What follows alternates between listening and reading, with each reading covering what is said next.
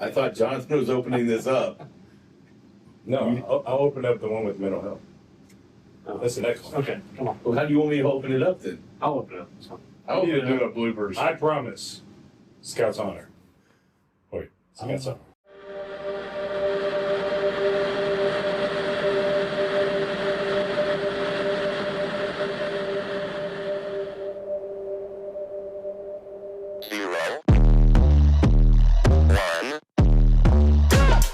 Let's get started.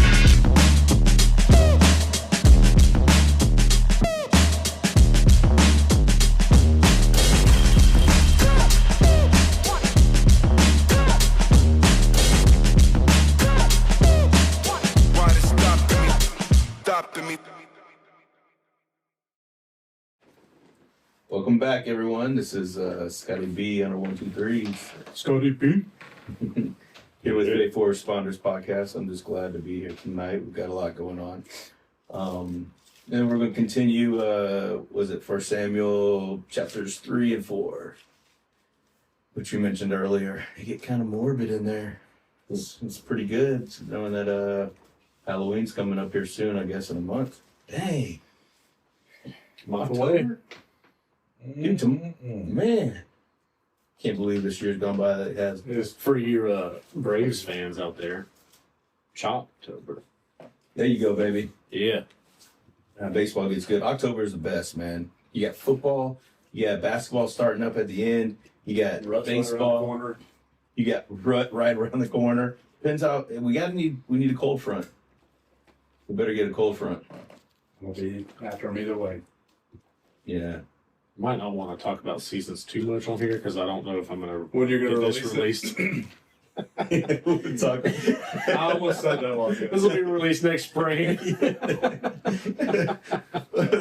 We're about to do Shop with a Hero, guys. 2025. Make a little mental note.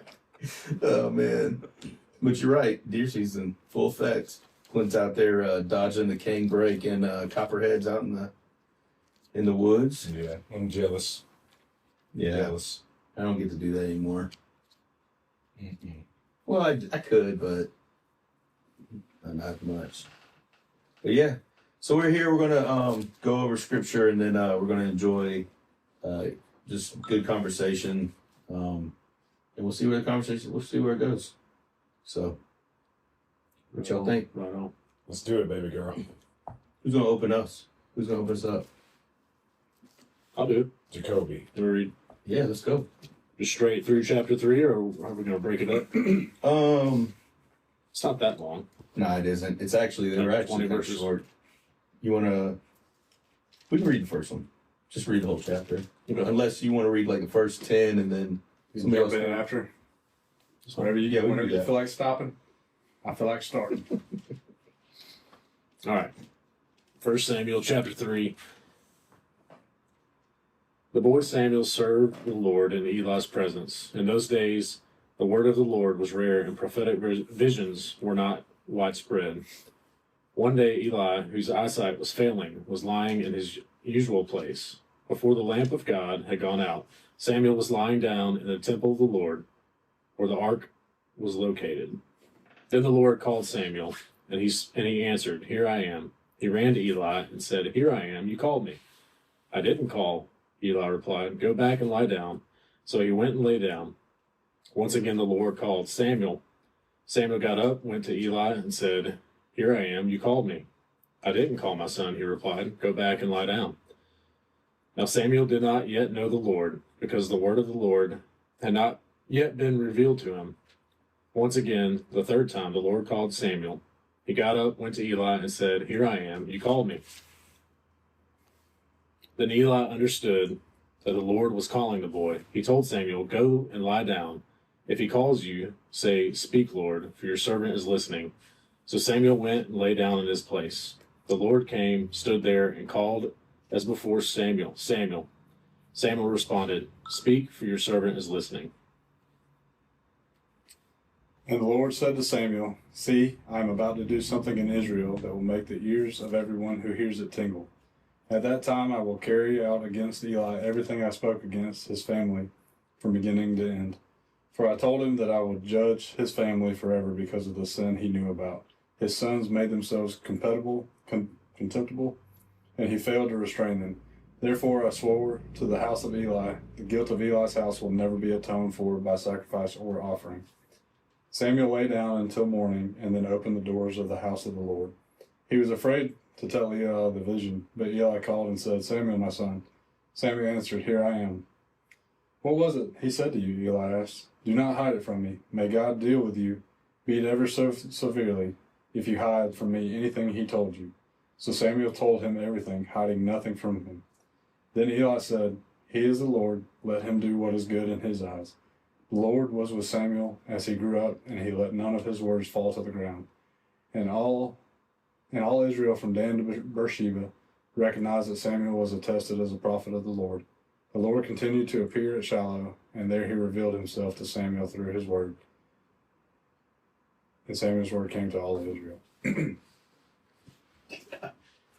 Eli sounds like a jerk. He took the news well, though. Yeah, you did. He took the news well after he threatened the kid. Like, I mean, what the heck, man? I'd have strangled a kid, keep waking me up, and keep calling me. No, I didn't. No, stop bothering me. Oh, man. Boy, you come in here one more again. I'm gonna learn you. You know, this is it's funny that this passage always reminds me of how, you know, the little stipulations that a lot of pastors' kids have.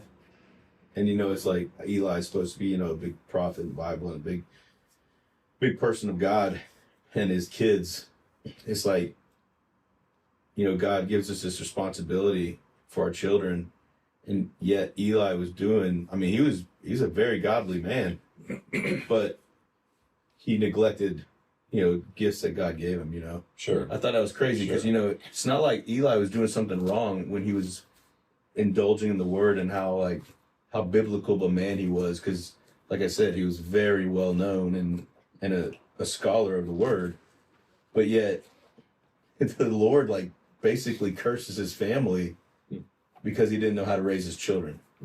And growing up, I saw that a lot with like nowadays. I think about it, like all the pastors I've had in the last 20 years, their kids have, most of them all been good, like turned out really good and really great kids, and not. But dude, when I was a kid, all the preachers I know, their kids were crazy. Like, Preacher's daughter. And I mean, that's not a joke. Like, that's. and they all grew up, they grew out of it, but it's like, and I wonder, was that because, you know, they might have been too involved in the church? You know, like, what, is it the same situation here kind of thing? But I always think about that. Yeah. It might be a difference between immersing yourself in the word through love and the latter being fire and brimstone. Yeah. Because both are being immersed in the word, but one is right and one is wrong by what God wants for us. Well, You could have got caught up too, just like going through the motions type deal, and didn't really, you know, just lost sight of putting it into practice as far as like teaching and discipling his own family. well, that's true. That's actually, yeah. That's a good way of putting it, because you know, like coaches sometimes, like I find myself, like some coaches in sports, they're all on their kid and it's all about their kid and they're hard on their kid and they neglect the rest of the team. But I've seen myself in coaching trying not to show attention to Kylie because I want to make sure that I'm showing attention to everyone else. And sometimes I find myself not showing her the attention she needs because I'm trying to do something else. So that's a good point. Solid, very solid point. I was talking to a guy the other day at the station about, he's a little bit older, he's got older kids, and he's talking about... Everybody's older than you. Not everyone. Actually got a pretty young crew. I'm one of the old guys. Oh, Not that old. But anyways, we were talking about You know, like how do you keep your kids interested? Like what he had brought up is like he doesn't want his kids to ever feel like they have to go to church or they have to be a part of the stuff. He doesn't want them to feel like it's an obligation that they have to do. He wants it to be something that they want to do and that they enjoy. Absolutely. And so he's like, sometimes it's kind of hard to,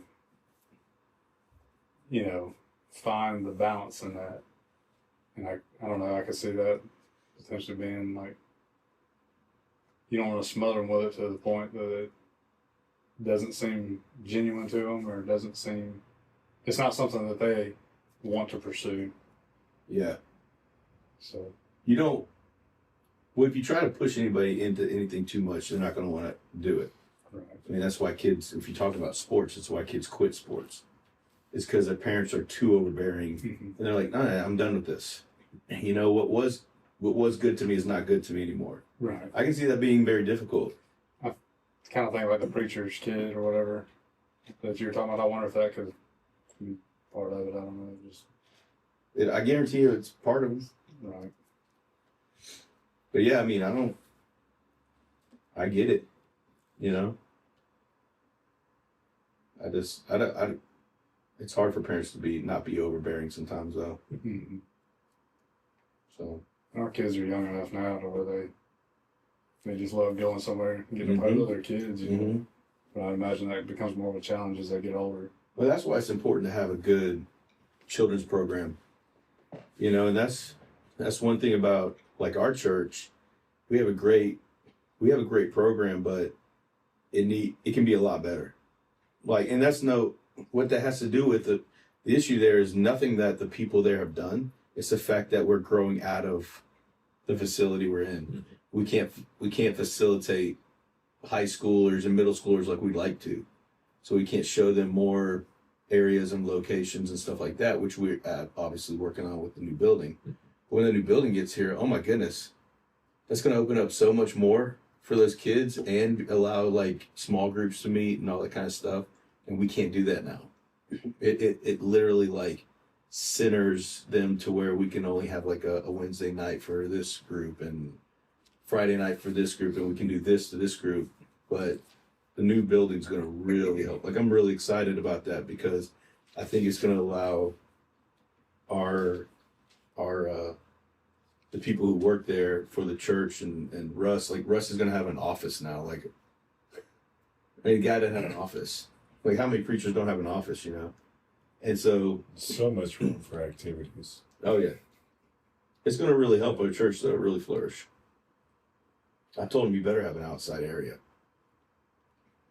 You better. Yeah. You better. Did you hear me? Or else. Did you hear me? Y'all listen to me? I'm not scared of you. I love Russ. He's a good dude. He's a kid at heart, man. That's why I like him. Oh, for sure. That man wears kicks, like different Jordans, kicks baby. Yeah. Hit the Jordans. He wore some New Balances last Sunday. I said, your shoe game is weak today, bro. Like, nah. You're showing your age. I seriously wore through. I've had one pair of Jordans my entire life, and I wore those out to where they had no grip left on the bottom. Well, you had to, 'cause I wore them out. It probably took you a year to save up for them. They were hand-me-downs, so no. Oh, hey, my Jordans were too. Yeah, and I wore them out, slap out. I had the hair Jordans, which no one knows what that is, but You say hair Jordan? yeah, for Bugs Bunny. They were called the Hair Jordans, like Air Jordan, but hair. Love it. Look them up, man. They're the ones that were the teal, purple, and yellow. That's all, folks. See, y'all don't even know, man. I have to go Yeah, back yeah. when I'm editing. I forgot. Find a picture of these and Throw it in there. You have to. Y'all wouldn't understand. Y'all are too young. Have a Looney Tunes thing in the back. My children. Uncle Scotty. Settle down. I love you. Oh, Onk. Start calling you Onk. It's like, what was that that movie? Oh man, what was that that movie? Oh man, my driver used to always call us this because he was older. He goes, was it Young Blood or Young? He goes, come here, Young Blood. That's from the movie? It was the movie where I know. I used to work with you, used to call me Youngblood all the An time. SNL skit with the chess match in Central Park or whatever. Come here, young blood. that might be where they got it from, but it was Uncle something, and it was like a basketball player who in the movie was an old dude. But Oh my gosh! what I'm I talking know about? what movie you're talking about. Yeah, they called him Uncle something, and he was a basketball player. Yeah. I forgot what it's called. It was like a bunch of famous basketball players. They all dressed. Yeah, they were all in there, yeah. They God, go that was to pretty play cool. street ball with a bunch of people and just I forgot what it was called. But it cost him, man. I wonder what Eli was thinking. Like, here he is. He figures it out that God is speaking to Samuel, and he must be Leave thinking. me alone. He must be thinking, "Hey, I did something right. I discerned that this was, God's voice." And then, bam! God speaks to Samuel. And Reverse says, draw forward. Yeah. and when Samuel relays the message, Yeah. Eli's probably like, "Oh, crap." No wonder he didn't want to just tell me. Yeah, I don't know. That was like the biggest thing that stuck out to me. Like, Yeah, but look, man, I feel like I've been there. Like, you can look at it that think you way. do something great or think highly of yourself or whatever, and then it's like reality check. No, you're dumb. We do that a lot, man. Yeah. But you can look at it the other way. He didn't raise his Hophni and Phineas right, but he raised, Samuel. He did a good job with Samuel, obviously. Sure. Yeah. Sure. So that's weird too, isn't it? Yeah. Isn't that kind of weird? Like, I think, I guess part of that or a lot of that goes back to free will. I mean, if Hophni and Phineas were, they just got too power hungry or whatever you want to call it. I mean, they were abusing their positions of authority. I mean, scripture doesn't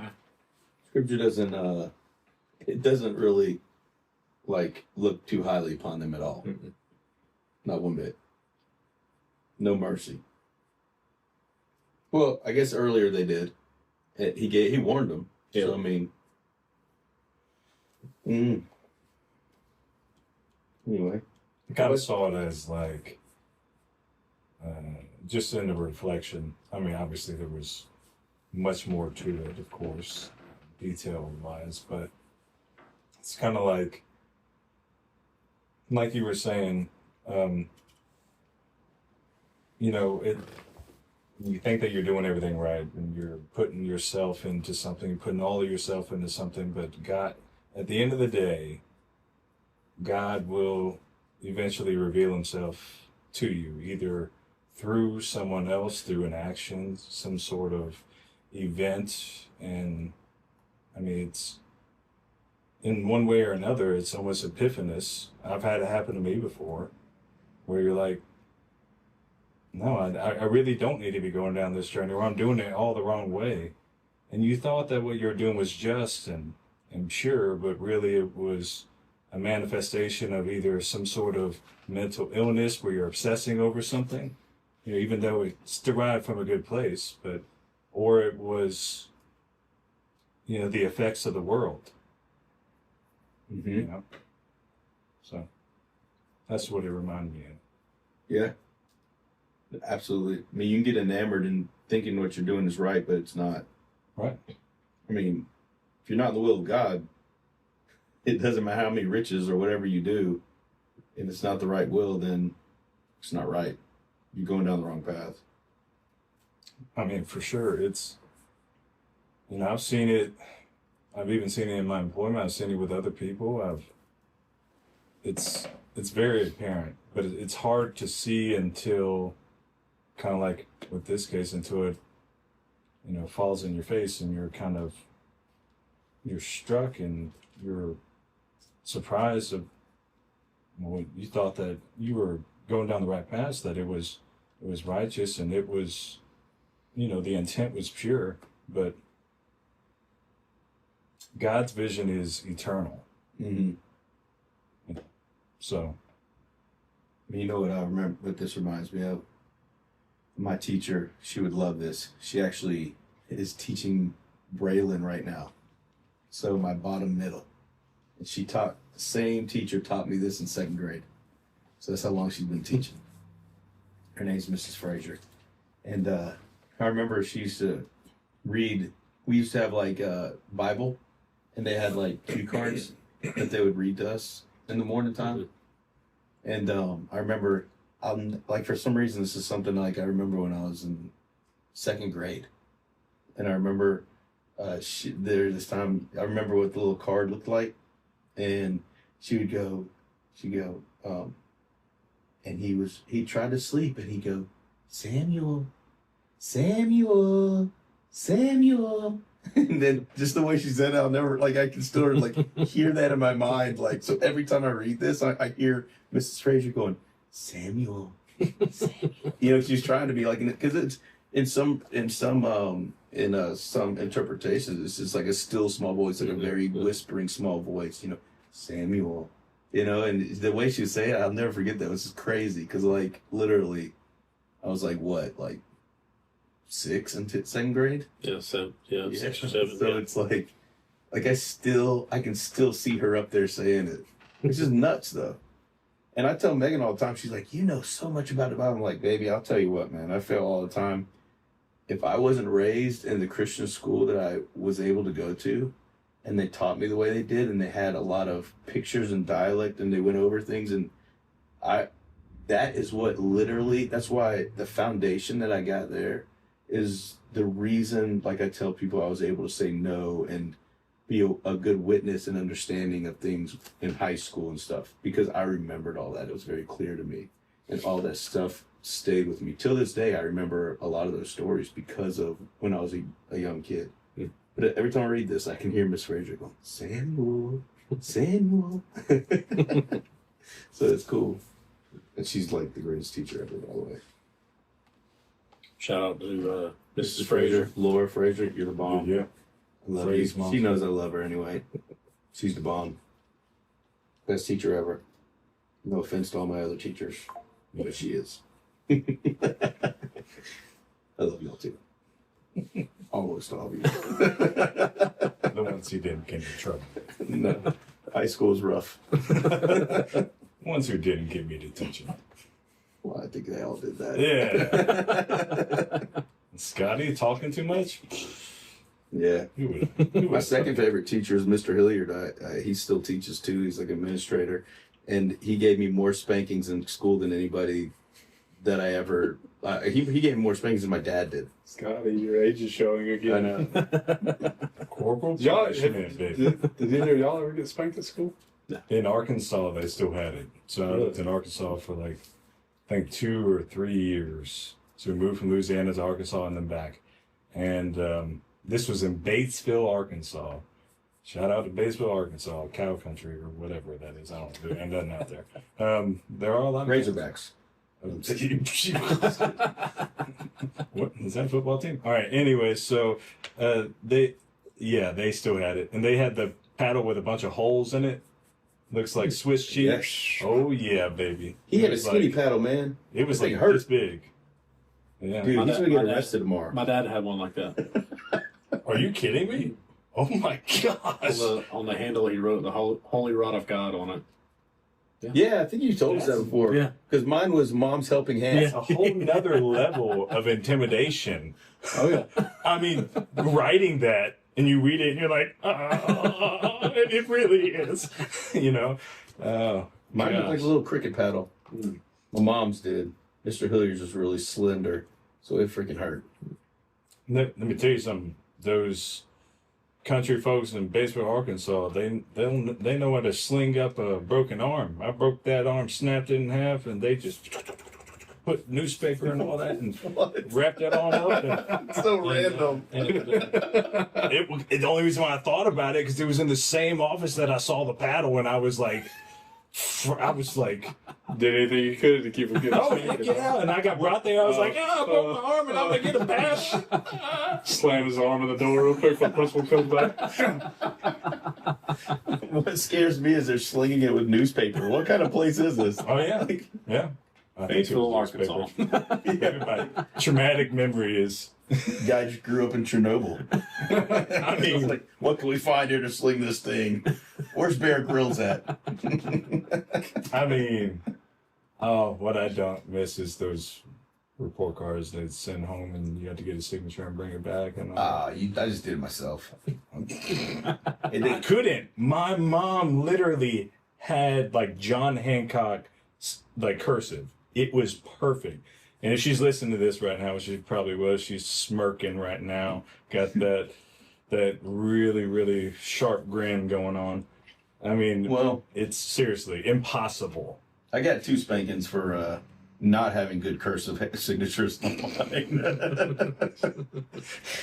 More tried. detention. They're like, Scott, did you sign this? Nope. Cursive's like, She's like, you do know that your mom's name's not Mommy. Mom, what is your name? Speaking of which, Mommy Brooks. She was having all her day. I don't think I knew my mom's name until I was like in 6th grade. I'm not even kidding. Because it wasn't important. She was Mom. Well, that's why I got 2 spankings, because the second time I put Deb. They're like, I don't think your mom signed. You sure your mom signed this? Yep. So She signs it, Deb Brooks. Oh, yeah. Okay. Go to the office. I'm like, great. Get out of my face. Please don't call Deb. Yeah. Do not call Deb. Actually, yes, call Deb. Do not call Dad.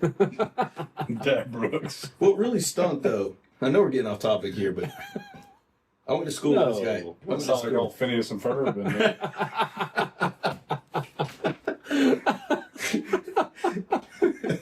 What? It was a joke.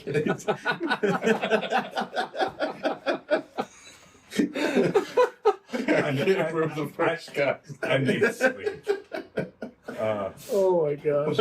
I went to school with the 2 brothers, and one was a year older than the other one, but they're in the same grade. And there was Ivy and John Waddell. And man, I really wish I knew what happened to those guys, because I really loved them. They were really cool. But Ivy was a big dude, like husky, like, and I used to hate it. I always went to the office with him, and I'd always get extra spankings because he would always go first. And I don't know how he did it, but that guy could take a freaking spanking. Not even, his face would not even flinch. Didn't cry or nothing. And I would sit there and watch that, and every time I watched it, it'd make me crack up. I started laughing. He goes, "You think it's funny? You're getting an extra one." I'm like, dang it. I told myself this time I was not going to laugh. So then it got to a point where they're like, who's going first? And even though I did not want to go first, I was like, I'll go first. Whatever it takes. Yeah, dude. Then we also got caught padding our pants one time. Jeez. Good old days. All Gotta love it. right, how about chapter 4? Move on to chapter 4. But before we do, hit that like button.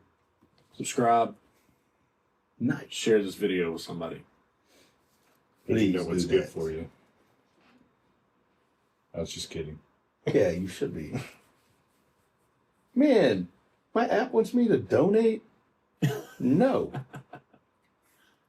This is a firefighter show. They know we're broke. Yeah, what the heck, man? With Alright. that big ready app. Big Tom? You want to start us out? yeah, come on, Chapter Coolio. 4. Getting it up now.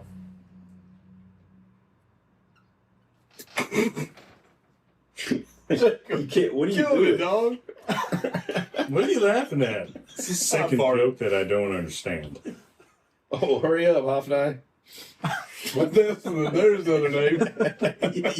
Every time I run it, I think of Phineas.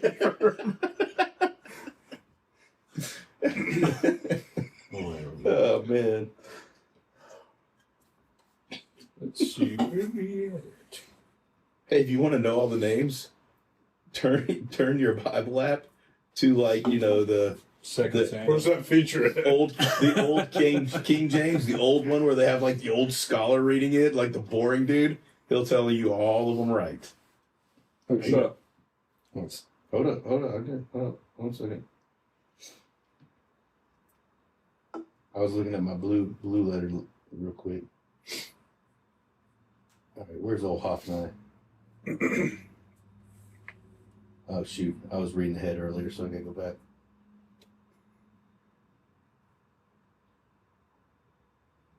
There he is. See if I can I start it there? Yeah, let's go. Chapter 4. And the word of Samuel came to all Oh Israel. man. Now Israel went out to battle against the Philistines. They encamped at Ebenezer, and the Philistines encamped at Aphek. The Philistines drew up in line against Israel, and when the battle spread, Israel was defeated. You should have acted like you were reading it. Like it was your voice. Out of the field of battle.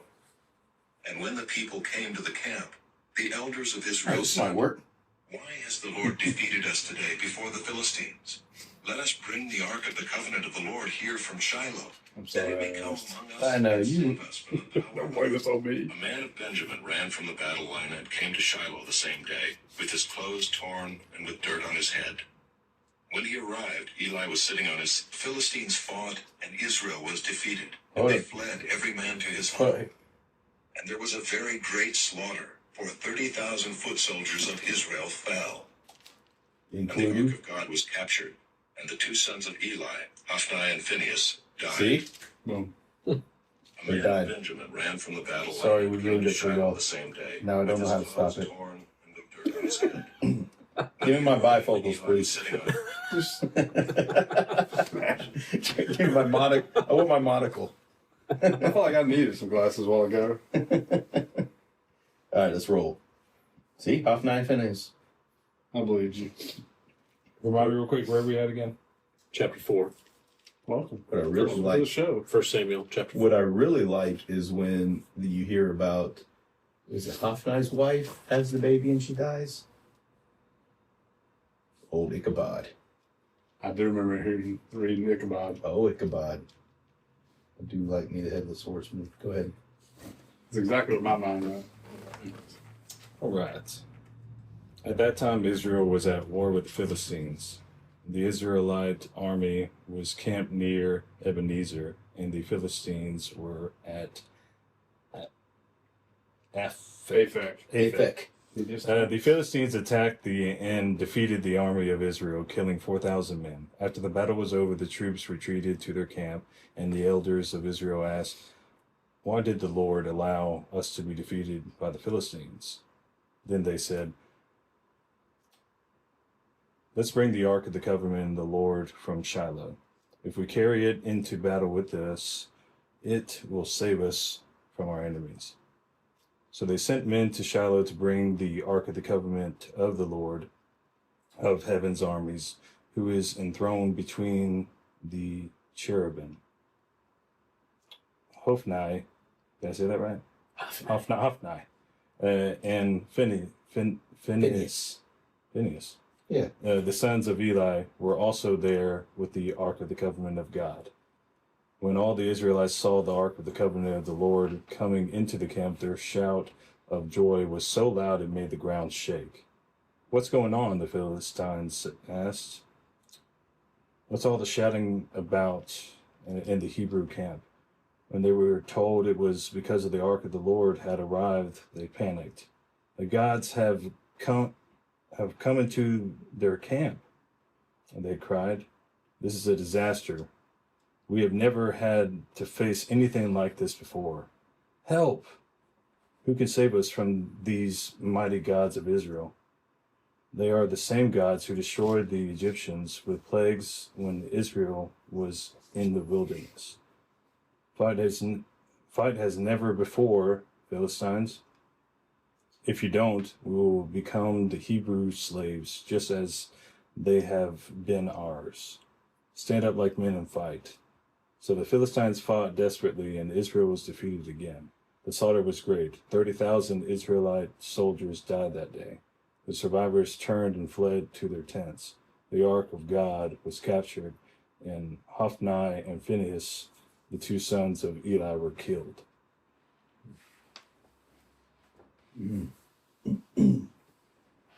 I can't stand reading from this phone. No, you can.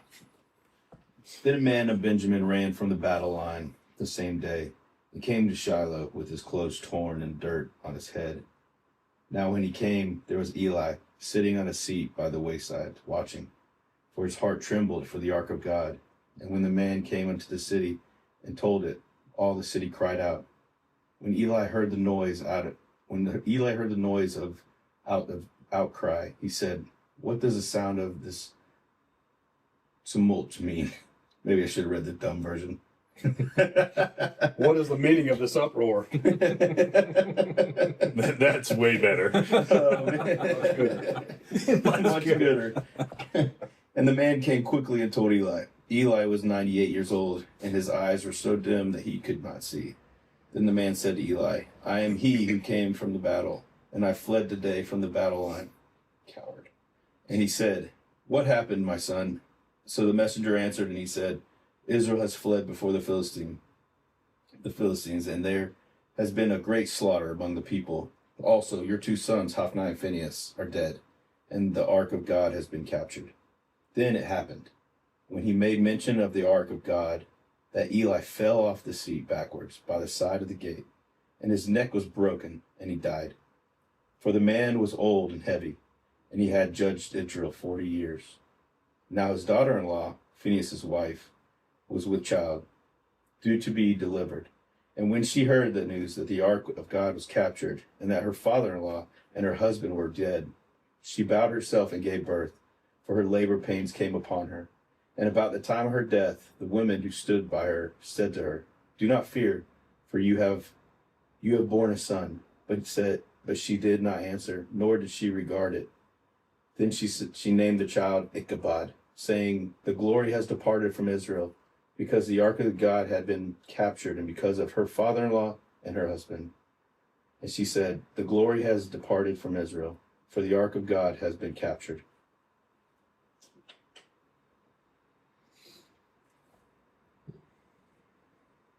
Oh, Ichabod. Poor Ichabod. That baby. Should have been. All right. Thoughts?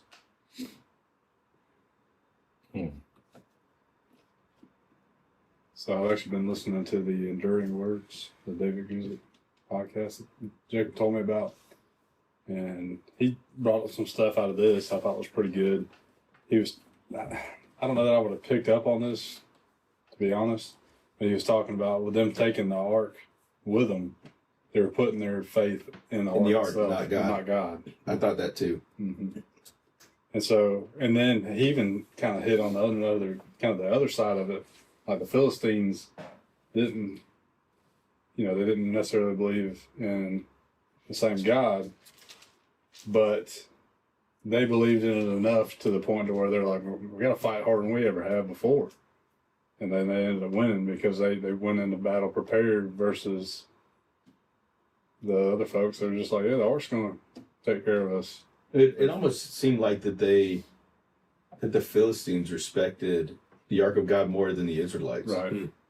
And how many Christians say, "Oh, God's going to take care of me," and then they don't do nothing? You know, like God calls those people fools. If He gives you something to use, but you don't use it, He calls you a fool. I remember a preacher. I remember it was my favorite preacher as a kid that we had. He told a story about like this terrible flood came, and this man goes to the rooftop. I was just about And here comes this little boat along. He's like, "Hey man, get in. I'll take you to safety." He's like, "No, God's gonna save me." Yeah. All right, whatever. Well, takes off, and then helicopter came by. Yeah. "Hey man, hop in." "Oh man, God's gonna save me." And the floods kept rising, and eventually he drowned. He gets to heaven. He's like, God's like, what are you doing? He's like, "God, I thought you were going to save me." He's like, "Who do you think sent the boat and the helicopter?" Yeah. Dude, I was just about to tell that one. Who was your preacher growing up? That's one of my favorite stories, though.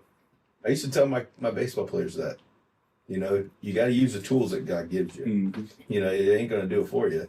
Just like when you're playing sports, you said you can't just throw your glove out in the field. You gotta play the game. But Hoffenheim.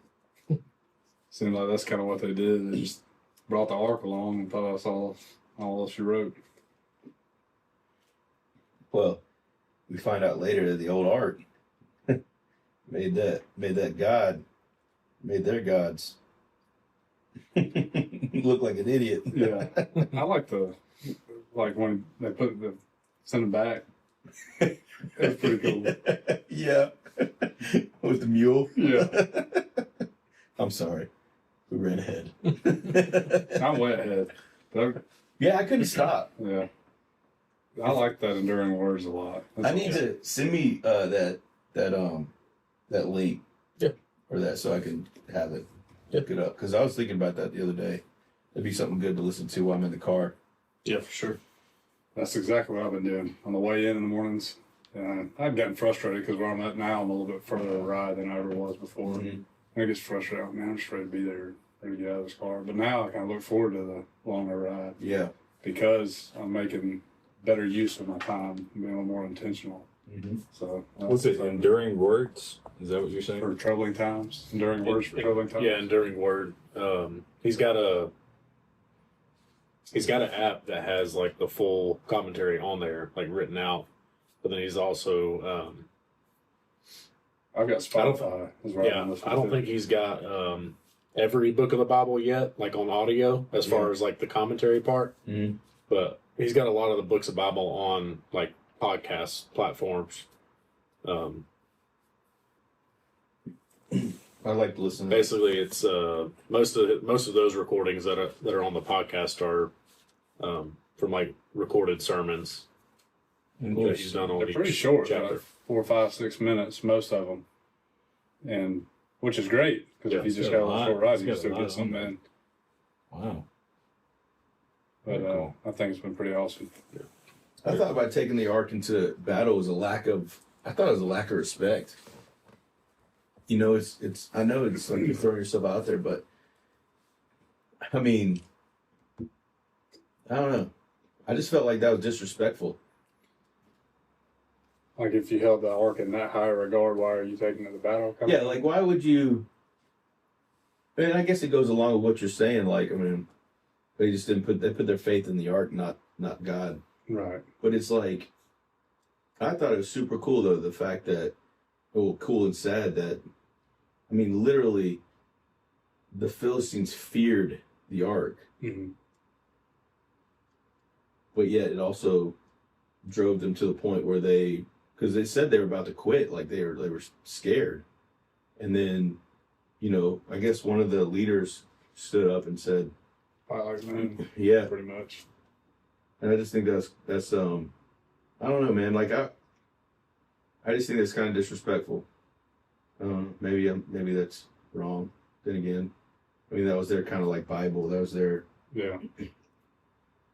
but it when the ark, like you couldn't even touch it. Right. So I mean, it was so Right. holy. Right. So why would you? Why are you dragging it out there? Yeah, why would you take that out there? I mean, and in the Holy of Holies, you weren't even allowed to I mean, only certain people, elite, you know, Levites basically and higher were allowed to go in the Holy of Holies, and That's where they were tying the rope around your waist. yeah, and so and Pull you you weren't down. allowed to wear any kind of coverings, you know, shoes or anything like that, and like very very holy holies, and they're Sure. then they take that thing out into battle. I just think it's disrespectful. I don't know. I felt like it was kind of disrespectful. Actually, It's like God saying, you know what? I'll show you who's in charge here. Mhm. It ain't a freaking, you know, art that you're taking out into battle. I think it was, you know, I mean, gonna happen regardless, just based off of previous two chapters. Oh, I mean, you know, God had already said, definitely. if you don't get your house in order, like this is Well, like I'm gonna put an end to it. well, look at it. You can look at it this way too. You're talking about a guy who couldn't be a father to his kids, and then he was the main religious person of the whole city of the Israelites, you know, at the time. So I mean, what kind of influence was he on them? You know? Yeah. I mean, broke his neck though. Mm-hmm. It's very unfortunate. He was blind. I was like, man, I don't want to fall. I hope better watch falling backwards. Yeah, Mess you up. dead. Like, I yeah. hated it. Like, it called him out, too. He was old and heavy. That's what, man, I thought about that. I was like, wait a second. I thought they had pure few back then. Like, you know, no additives. How heavy was he? You know, I started Heavy thinking, enough. Lots Yeah. of grain. Lots and lots of grain. hey, man, one reason I tell people I can eat as much bread as I want to is because manna is very similar. And God wouldn't give something bad to the children of Israel to eat. Overindulgent. Can I get an amen? Jeez. Amen. Amen. I like my Daydreaming bread. about food at this point. Ain't no secret. I like my bread. Oh, I do too. Oh, no. I'm a rice guy. I'm a potato bread guy. Potato. Is that the yellow bread? Is that Oh, what that is? yeah. You know what? I think I Sorry. had that. You know what Kelsey's mom did the other day with like fresh dough or whatever that she made? She made like almost like a boat out of the bread and just filled it with like spinach and cheese Yeah. and pepperoni. And then you Oh take the my bread from the gosh. middle and you dip it in there and Well, take it out. I mean, yeah, but she Okay. made us like our own individual, like that was our dinner. Oh, Like we really? each had our own little boat, but it was just like, I've seen that where It was so like it's good. an appetizer yeah. for a party. or soup. whatever. Or You something. said- Yeah, it like it's a was- dip. In It wasn't, I know what you're talking about. It wasn't like as, what's that kind of bread called? Like where it's thicker or rough on the outside? What's that? I don't know. Not French bread. What's that kind of bread called? Baguette. Yeah, kind of. I don't know. I'm not sure. It wasn't like that. It was softer. It was, I don't know. It was good. It sounds delicious. It was It good. does. Mm. Dang it. I know what you're talking about now. I got it. It's like on Panera, like you go get soup in the bread bowl. Yeah, it wasn't like that, but similar though.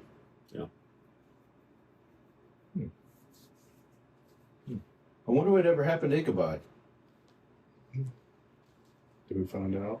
I haven't found out anything about that. I haven't either. I guess you just Ichabod.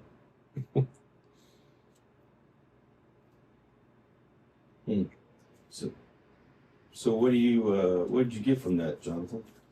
What do you think that? Yeah, I think that putting your faith, it's like a connection with the last one where whenever you believe yourself to be aligning with God, but putting your faith into something that is not in his design, is his intentions, you know, and it's synonymous with what we see now in the world, for sure. I mean, we all fall short of it all the time. I think there's something to be taken away from whenever we believe ourselves to be, like I said, doing what is just, but really we're blind because we're not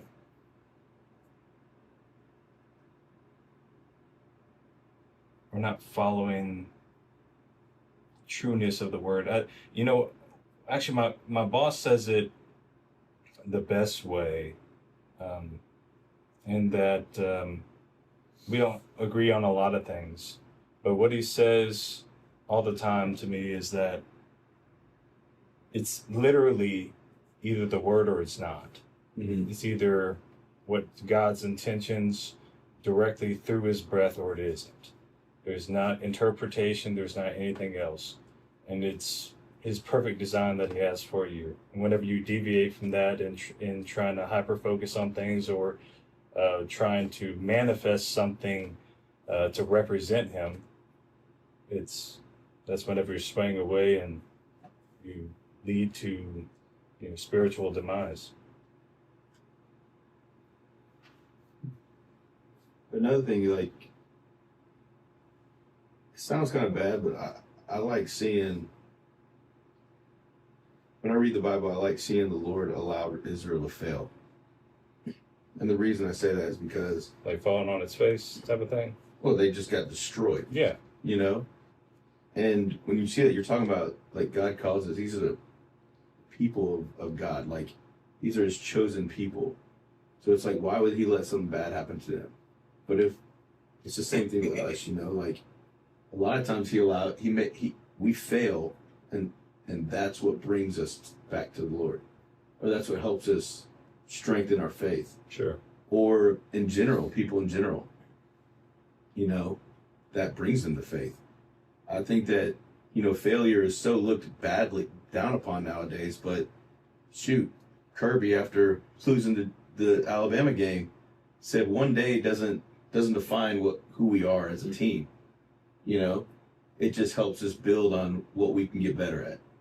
And that's what I tell my kids in sports, you know, like, you have to lose to learn.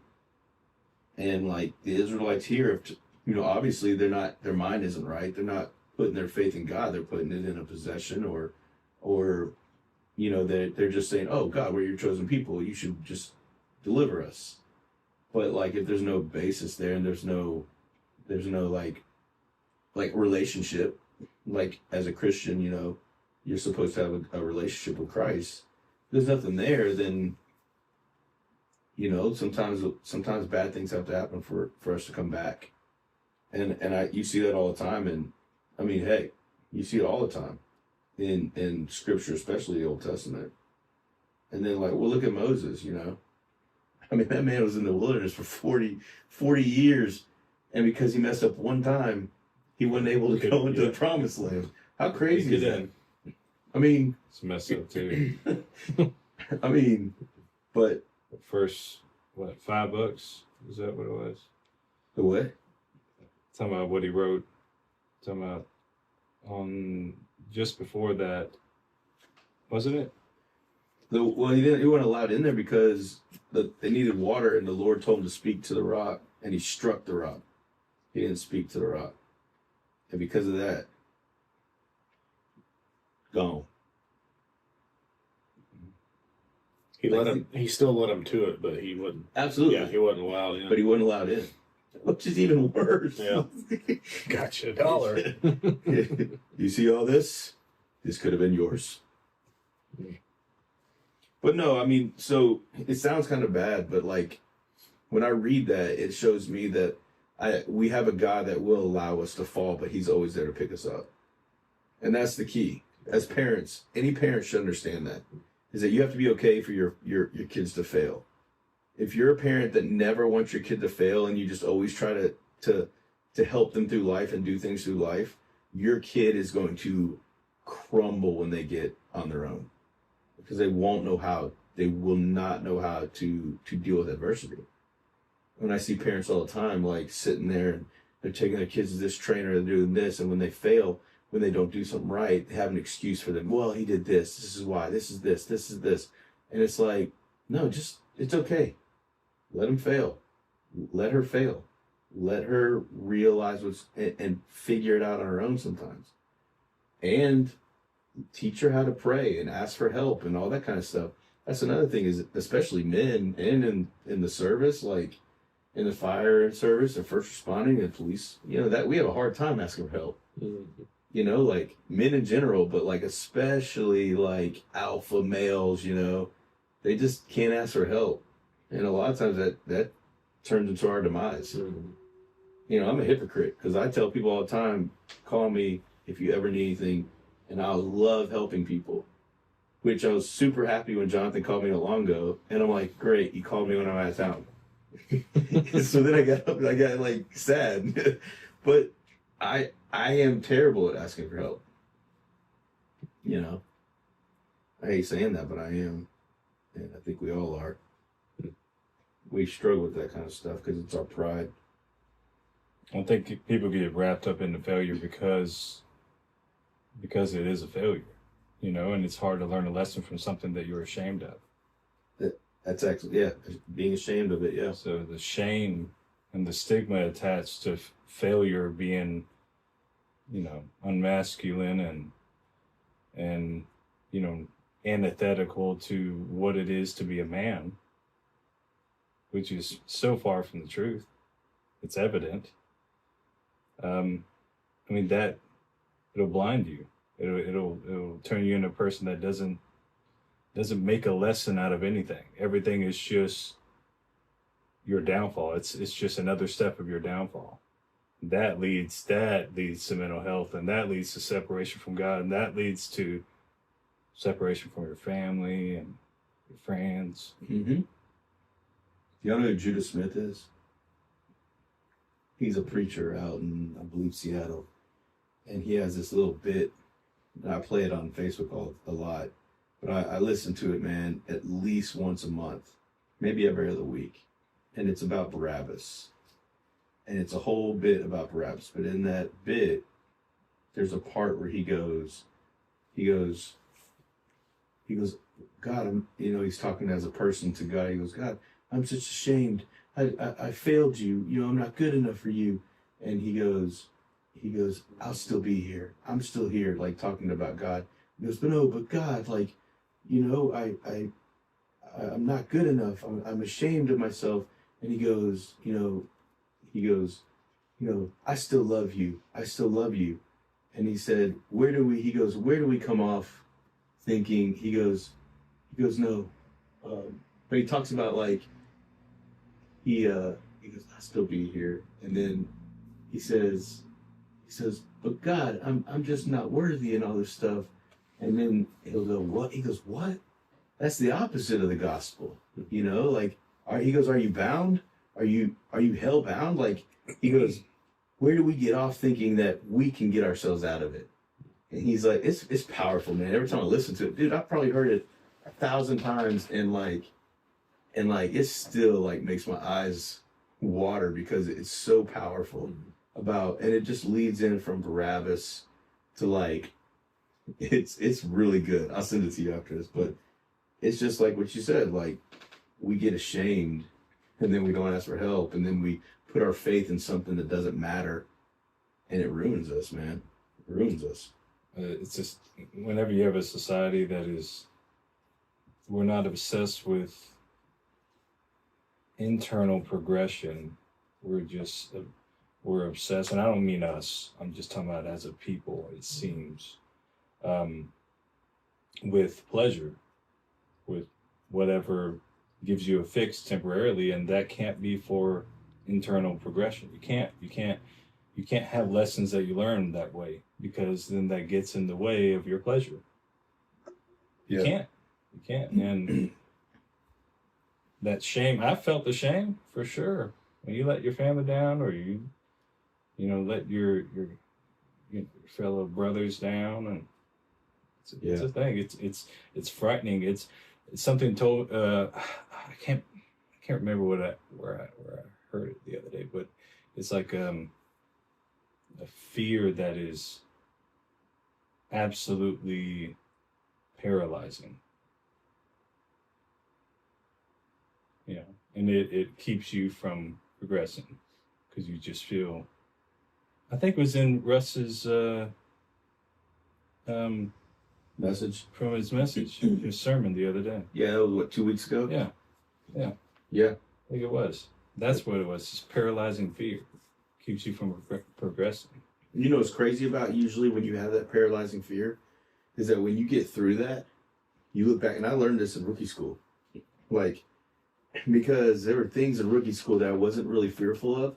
And then when they push you to certain limits, you start, for some reason, getting this fear. Like I never had fear of like tight spaces and stuff like that. And then they started putting me in like these tunnels where you have to crawl through there. And if I didn't have all this crap on me, I'd be fine. But like, you have all this stuff on you, they just wore you down to where you're literally just walking like this. You can barely breathe.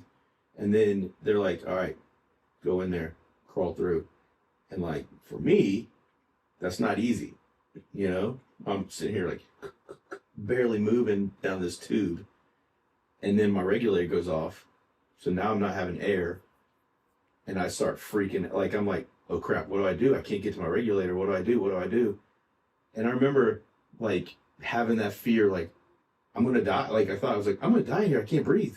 Like my air's about to run out, you know, and I'm trying to get through there. And then my air goes out and then it starts going, you know what I'm talking about? Like, it starts sucking your face and you're like, and there's nothing there. Like, and I'm like, crap. But I just stopped and I was like yelling. And the more I yelled, the more you're wasting air. And so I'm like, I remember in my mind thinking, I'm going to freaking die in training. Like, you know, I'm going to be that idiot that everybody talks about, you know? But then, like, out of nowhere, I literally like hit my regulator on the bottom and cracked my seal to where I could get my bottom lip out of there and breathe and made it through there.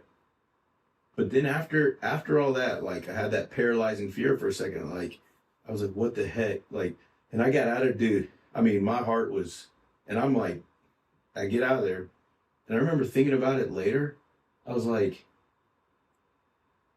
they wouldn't have let me die in there. You know, like, this was all controlled. Like, they meant for that to happen. They knew that was going to happen. And I'm like, why did I not think logically about that during the situation? And then, you know, I think about that with God. Like, when we get that fear, we don't, you know, growing up when you're in high school, if you're listening and you're in high school and you're in college and you're terrified of stepping out and like having that boldness, or you're scared of what people are going to think of you or anything like that. Like, I look at that now and I'm like, I don't give a rip what anybody thinks about me, you know, like, but at the time, I mean, you were fearful of that. Very real. And you think about that, it's like, God was going to take care of me then just like he is now. Sure. Like, why was I like that? You think about that. And that's what kills me about suicide. And I know we're going to have a mental illness episode, but that's what kills me about suicide, because a lot of suicide is young, youthful people. And it's just, the devil sucks that oxygen from their face mask to where they can't think straight and they can't logically see that tomorrow's another day. Tomorrow's another day. And I think back about like when I was in high school and like when I get really hurt when a girl wouldn't like me or something like that. And I thought, oh, I'm just so depressed. And I look at that now and I literally am like, what was I thinking? You know, why did I feel that way? Like, that's ridiculous. But it's very real. But at the time, Very real. it's not ridiculous. Right. And that's why it's so sad to me. It's like when I see these suicides and when I see these young kids and I'm like, oh, like it kills me inside, because it's like they missed out on so much. And 20 years from, if they would have kept on pushing to the next day, 20 years from now, they wouldn't have remembered half the things that made them feel that way. And it's just like, oh, that just kills me inside.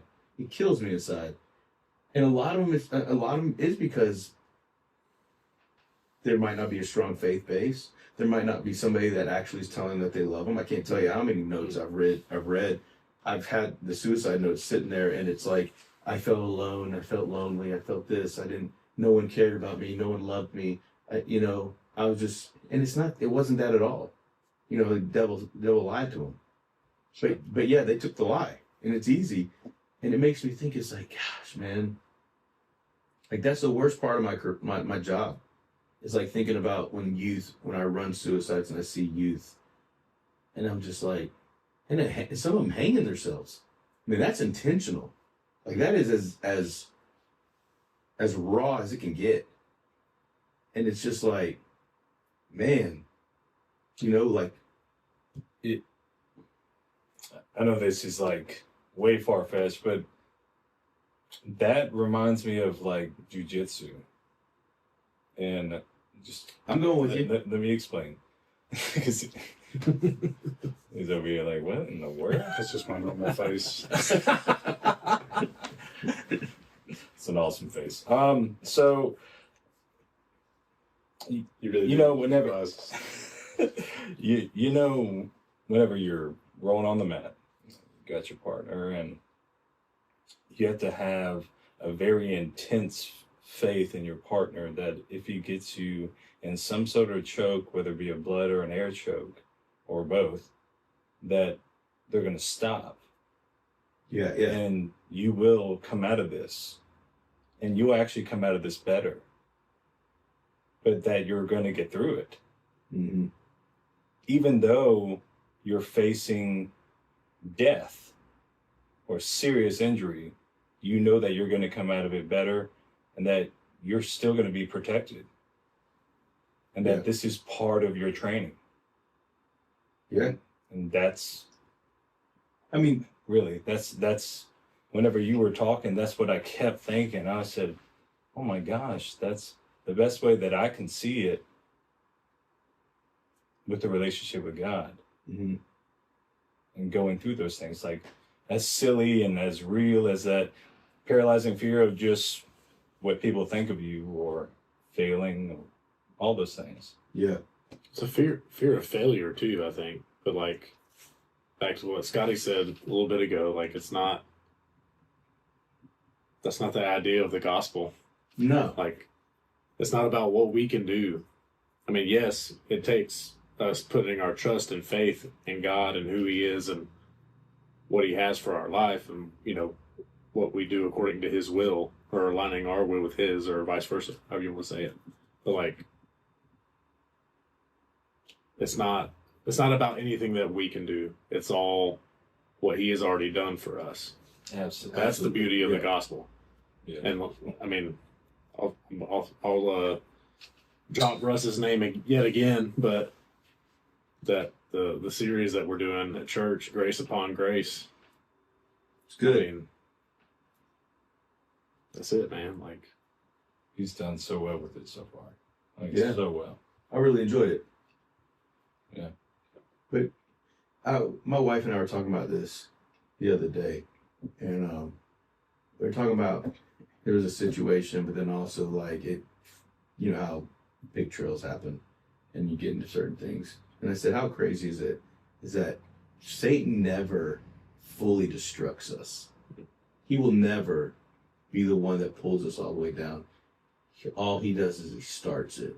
Like I told her, I said, you get a pick in your pants, It's like Satan, what he'll do is he'll create that pick, and you can barely see it on somebody's clothes. But if you find it and you pull it, it can unravel a huge hole. It can unravel. I mean, it can, to the point that it can literally sever that part of your pants or your shorts or whatever.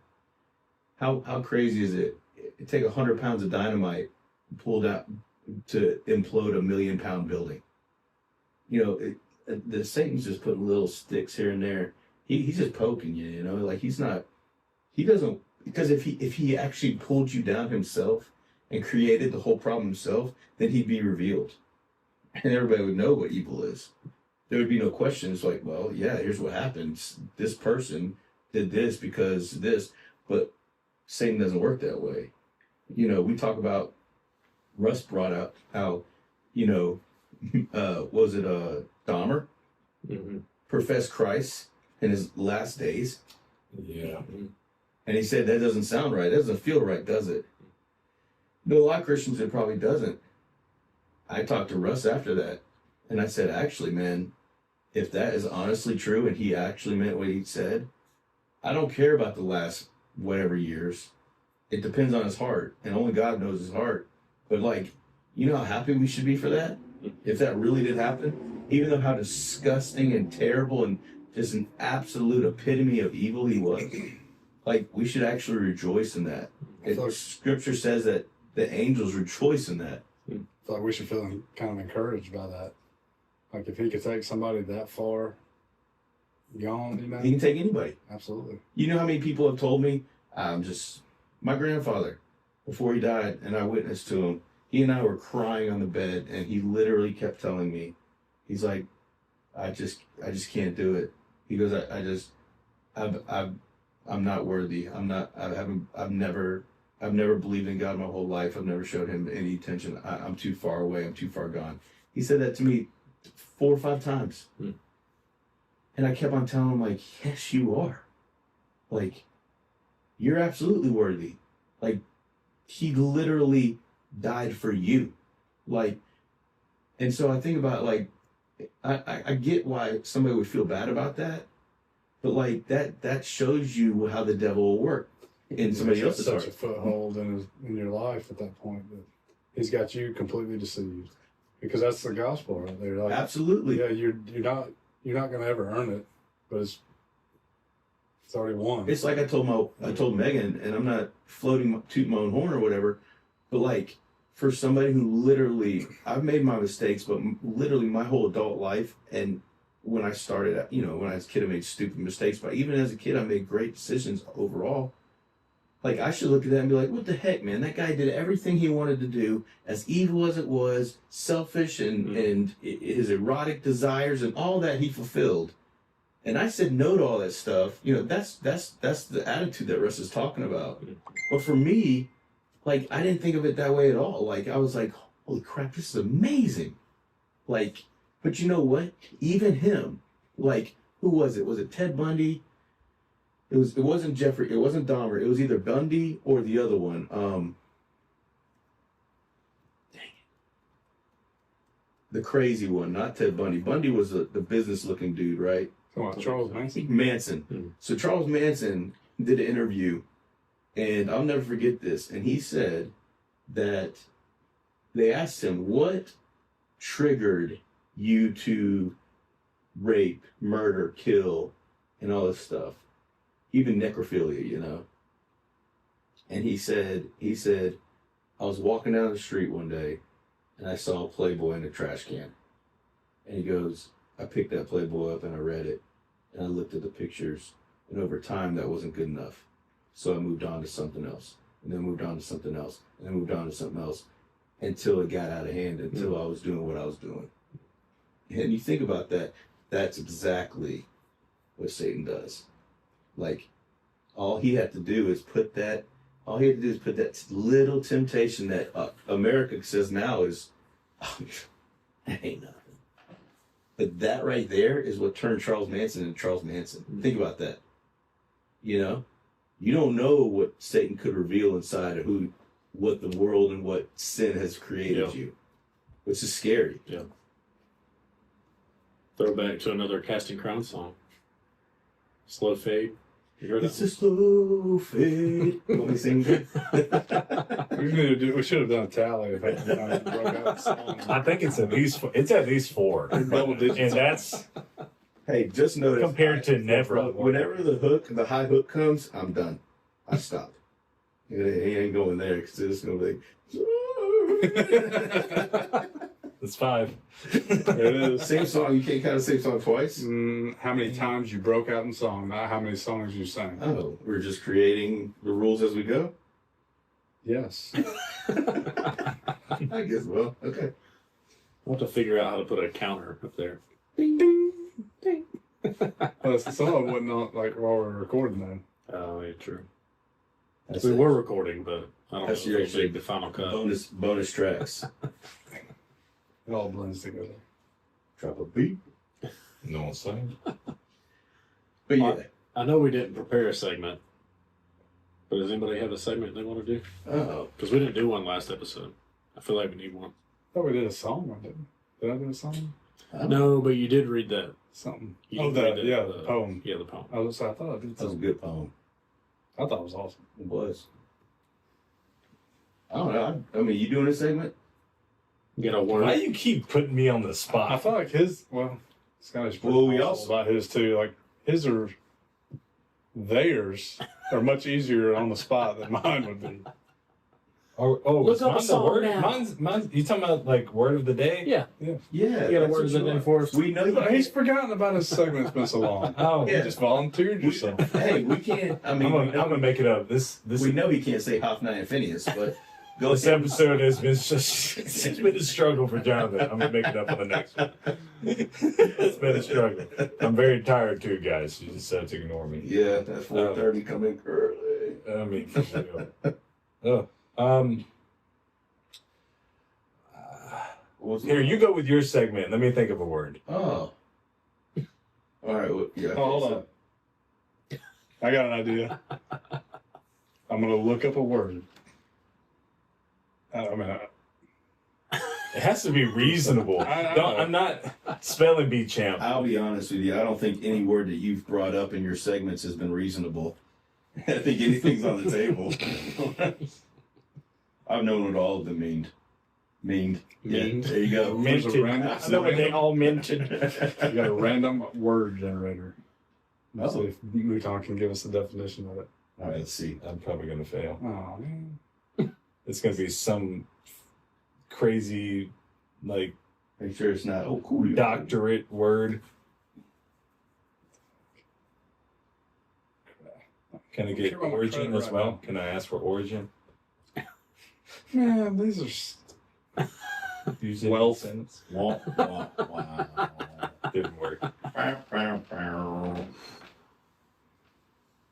Is there a sophisticated word generator? We'll be like I'm not gonna tell you show what after the football games. Is that ASMR? I typed in 60 random minutes. smart word generator. Oh yeah, Random smart word generator? smart guy. Fine. Make me Random into a smart word guy. generator wealth. Okay, sounds like me. Just go to ChatGPT, man. What the heck is that? Yeah, You know what actually, ChatGPT is? that's a good point. The AI There machine. you I don't know what that is either.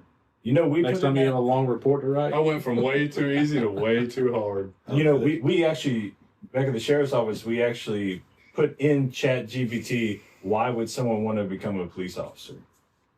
It's a great question for an AI machine. Here you go. It's a Right? great question for It anybody. generated the most beautiful 2-paragraph. What'd you say? He said it's a great question for anybody. I wish I could get this to read this. Sure. Ooh, roasted. Boom, roasted.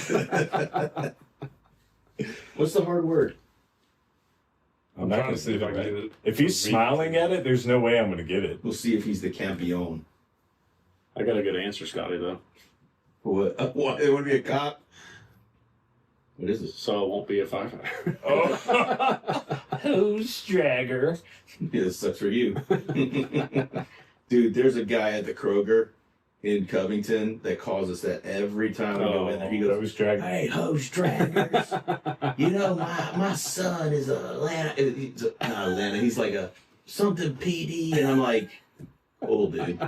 Every time. Like, it's like, you can't think of anything new to say? Clint, you ready? You ready? You ready? Are you ready? I don't know it. Bathythermograph. Bathythermograph. Bath? I know what that is. Bathroom out of town. thermograph? Bathythermograph. Seems so easy to pronounce. Can you spell it? BATHYTHERMOGRAPH. Exactly what I thought it was spelled like. Bathythermograph. Thermograph. Okay, so it has to do. Bathythermograph. So it has to do with the. It's like a medical instrument, of sorts. It is an instrument of sorts. Thermograph sounds like an instrument to It's- measure some sort of wavelength. It's an instrument that measures. EKG. It's an instrument that measures the volume of your bathwater. What? Was he right? No. Okay, thank God. I was I like, mean, it'd be a please. heck of a stretch. What's that So game it's an called? instrument. You know what I'm talking about? Boulder Dash. Oh, yeah. Oh, yeah. Where you get That's a word and you like you have to That's a good game. write out the Wait, is it- definitions. I used to always Is it like? Awful. Is it similar to like? As crazy as it is, Scotty's not terribly far off. Bam. Oh, okay. But so it's an instrument for recording water temperature as compared to depth. That's the dumbest word ever. Bathy thermograph. Are It's you only kidding dumb me? because you didn't know it. Yeah. Well. Yeah, That's true. here's what I'm just gonna, what we Yeah, all right, here we go. What we learned about that segment is you picking like Scott should names have the word of the ridiculous day, not I Don. didn't pick it. It's a random generator, bro. It's okay, man. College guy. Contradistinguish. You're a college guy too. Yeah, but no. I'm not a college guy. Contradistinguish. I mean, the opposite of distinguish. Contra. To distinguish by contrasting qualities. Yeah. Yeah. So Just that's like it. in the video game Contra, when you have very different qualities when you pick up a different gun.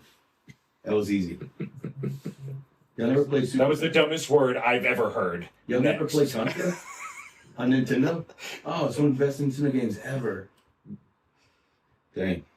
Your age is showing again. Yeah, I know. Here we go. I still have my Nintendo. I put it up the other Yeah. day. Mm. I mean, I played Nintendo, but I I'm didn't not even gonna try play it. that game. It's It's gone now. It was a cannibal. It's I always played there's- Mario. there's a and code. Duck Hunt and Duck Hunt was An old the- dog would come out laughing at you when you what was missed. the boxing game? That was like my Dicey Punch Out. Yeah, Punch Out. the clinging little orange guns. Cling, cling, cling, cling, cling. Yeah, they don't work on new TVs. That stings. They only work on the old school like bubble TVs. Yeah, I didn't know that. You would Yeah. think that they would, right? Because they I didn't. almost ordered one because mine broke in storage, and then like somebody told me it didn't work, and so I started researching it, and they're right. Yeah, it doesn't work on like plasma and LCD. Yeah. It can't because there's too many pixels, so it can't pick up. Can't pick up where it is. Really? Yeah, it's too It's too defined. I cannot get over Bathy thermograph. Bathy? Well, I mean, it wasn't that hard. Jonathan, actually, you're kind of dumb. I just want to tell you. I didn't say that, brother. Yeah. I don't think that for a second. What we did say earlier, Coolion. I didn't know the It's easy not words. cool. Nah, you were Coolion. Coolion. Coolion. Coolion. Like Coolio. You know, the dude that died recently. Yeah. Great rapper, Coolio. Yeah. Yeah. Coolio, My Soul. Great album. Word. Y'all don't know. Gangsta's Paradise. Amen. Oh yeah. That's the only song I know. Coolio. Slide, slide, slippity slide. Whoa. That's 5. No, that's 6. 6. I don't know. All right, y'all. How far are we in? Too far. Too far. Far for the chorus. Well, we're gonna get out of here. And Amen. thanks for watching, listening. Wait, we got prayer requests? Oh, prayer request. We need some because Yeah. I got a lot of things going on. By the way, Scotty, shout out to Scotty for throwing some awesome posts on our Facebook page. So, I noticed that when I post on there, it now like, all right. So I'm gonna run you down real quick. I was gonna jump off Facebook Mhm. because I just all the stuff when I see people on Facebook, they just with the whole election thing and Why do you Just- think I don't do it? yeah, it was rough, man. And I only get back on it because of this. Like literally, I only got on because of this. But I need to find a link because I should be able to send it to Instagram too, right? Well, How does that work? Instagram, you can only do Pictures? and videos. So anyway, so I was about to get off, and my wife was like, "You used to come on there and try to be so positive to people, and that's why you were on there." I was like, "Yeah." She goes, "Why don't you just get on in the morning, say something positive to start the day off, and then that way, you just get off." And I was like, "Okay." So that's what I started doing. Every morning during the week, I'll just get on there and try to say something positive or something on my heart, something like that, Mhm. and then I get off because I can't do with these. Some of these people are on it all day long, Yeah. and man, I'll be honest with you, dude. It's when I got off in 2019, dude. It was like a weight was lifted off of me. Like it was crazy. It was like so liberating. Mhm. And so when I make that post, like, and I get off, like when I see other people who are on Facebook or social media all the time, like it almost like creates this feeling of like anxiety. Like it's weird. Mhm. And so, but I anyway, can't stand that feeling yeah. because it's almost like a tightening of your chest. And the only thing I think of is that when I see somebody on there, I think that they're reading and seeing the same things that make me feel so like sad and upset and all this stuff. And it's just not worth it. And so, so I started doing what Megan told me to do. And when I posted, right before I posted it, it now like alerts you and say, do you want to add it to one of your pages? Because, and so I just click it every morning. It starts adding it to our page. Yeah. And it's like super easy. Yeah.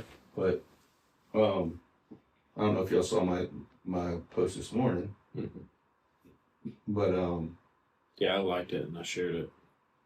yeah, we've been going, there's been a lot of people recently. There's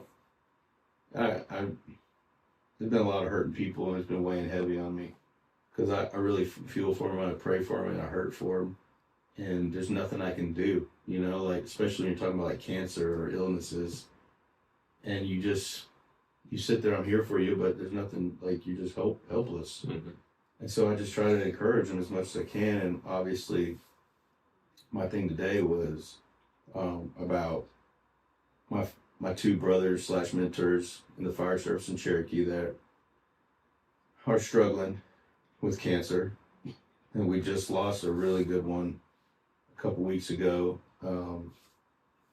Deacon Dave is what we call him, but Dave, he passed away, but he had cancer for like almost 4 years, I want to say. It might be a little long, and they didn't. I mean, he survived a good 3 years. I mean, more than 3 years after they told me he wasn't going to live. I mean, he was out there, dude. So I was talking to one of my buddies the other day that has cancer. I was like, man, he was such a light for God. Like crazy how influential he was. I mean, I just saw him at the 9/11 climb last year. I mean, he didn't look like himself because he'd just gone through chemo and he was about to go through more. And, but man, lived every day. Like, I hope that I have that strength, man. I mean, incredible guy, incredible dude. My best friend, one of my best friends, Philip Carlisle, pulled him out of a near LODD, like a near death. The front porch collapsed on them. They were sitting in a house fully, I mean, this thing's ripping. And the front porch collapsed because there was a basement that went under the front porch. Old houses, a lot of old houses are kind of like that. And one of my buddies, who actually is going through cancer right now, he was on the front porch too, but he got pulled out. And then another, one of my sergeants at one point got pulled out. And then this guy who passed away from cancer, when he fell, all the bricks and stuff fell on him. And so my buddy Phil jumped down in there and just started pulling bricks off this dude and helped get him out. And Phil will never tell you the story because he's just a good dude. Like, he doesn't care. He doesn't want anybody to know. He'll be pissed that I'm telling the story. So, like, but he pulled him out. And that's how I knew who he was. And we used to train with Woodstock a lot because he worked for Woodstock. Anyway, we lost him a couple weeks ago. He's a great man. Two of my, like I said, mentors and them there, it's just been real rough on them recently. And then one of my good friends, she's not telling a lot of people, but she's dealing with cervical cancer, you know, so she's back and forth because she moved to Florida. And then my aunt, I don't know for a fact what kind of cancer. I think she had bladder cancer. But she had a lot of other issues in her bowels and in her body. And my dad told me last night that they didn't give her 24 hours. You know, she's past that, but every time I get a text message, I look down because I'm thinking it's going to be them telling me that she's passed. And I just pray for Doug, her husband, because he's a wreck, man. And just think of all these people. And so I asked people to message me and put on Facebook, you know, who needed prayer and everything. And, you know, I'm going to put them on our prayer list. And some of them don't even, you know, my buddy Matt, you know, he said, you know, my uncle's grandma. And then I had another, one of my good friend's moms, she said, you know, her friend, Martha Clark. And then, you know, my neighbor Tim, you know, he's great, man. He dealt with cancer and got through it. You know, my dad's had cancer 3 times. Another person, Peggy, her second cousin Tracy Church Cushman's got cancer. I mean, and then I've gotten so many others, like people that don't want to name people, but it's just like, and you can't do anything. Mm-hmm. And that's just one disease, you know? Think about everything else these people are going through, and all I want to do is pray for all of them, and it just, I don't know. It's hard to do that. But, you know, I think that's part of what this is. I think that we need to, you know, get that kind of out there and let people know we care about them, and that we're going to put them on a list, and we're gonna pray about them and think about them, and if I need to come up with that list and stuff, and well, y'all have prayer requests, I can, and I can email it to y'all or send it to y'all, and that way y'all can pray too. And because I believe in prayer, I believe it's strong. Absolutely. I would love this for sure. Yeah. Yeah. But do y'all have any? So do y'all have any prayer requests? Yeah, there's a. Hold up, man. I gotta get to my notes. Okay. Sorry. I was like, hold up.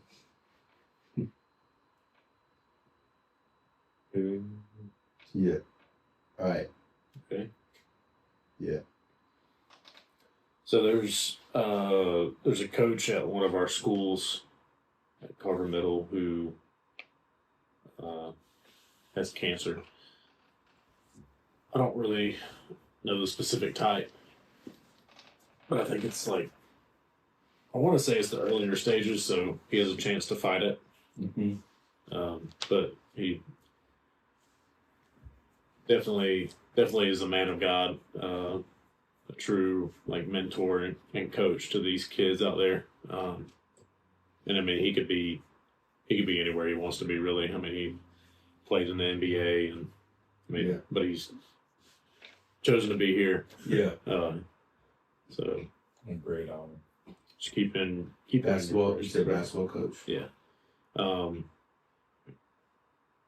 He's kind of another one of those like Sergeant Vaughn types that, I mean, just the love of God is pouring out of him. And you know it every time you talk to him. So that's kind of been heavy on my heart here lately after learning about that a few weeks ago. One of my first cousins, his wife, we got a text on Saturday. Yeah, it was Saturday that her uncle was on like trying to help somebody out after the Hurricane Helene, trying to help them repair a roof and everything. He fell off the roof and basically, I don't know exactly what happened, but he was in critical condition for a few hours, but then shortly passed after that. So they're my cousin and his wife, or especially his wife, was pretty shaken up about it. Shaken. I think the hardest part about that was kind of, they weren't really sure, you know, if he was a believer or not. So, Yeah. But yeah, those are Sorry to hear that. the main things. Yeah. That I've got right now. One of the guys on my crew, his son, I can't think of how old he is, 6-ish, 5, 6. He, as a baby, they had an outlet on him and saw that he was an SVT and put him on some medication for it, got it in check, and eventually took him off of it, and everything was good. Hadn't had an issue for years. Well, apparently he was playing baseball and just wasn't acting quite right. My buddy, he said for whatever reason, he just thought to check his pulse, and it was tacking away like 220 or something. And so they ended up going to the hospital with him, got him on some meds, I don't know all the details of it, but anyways, he was at the hospital. They thought he was good. They discharged him, and they weren't gone for 20 minutes, and he was able to tell them something didn't feel right, and they checked again, and it was through the roof again. So they turned around and went back. And so I couldn't tell you what they got him on. They've got it at bay right now to the point where he's gone and played baseball. And I thought it was kind of cool that they cut him loose. So, hey, if he feels like playing, let him play.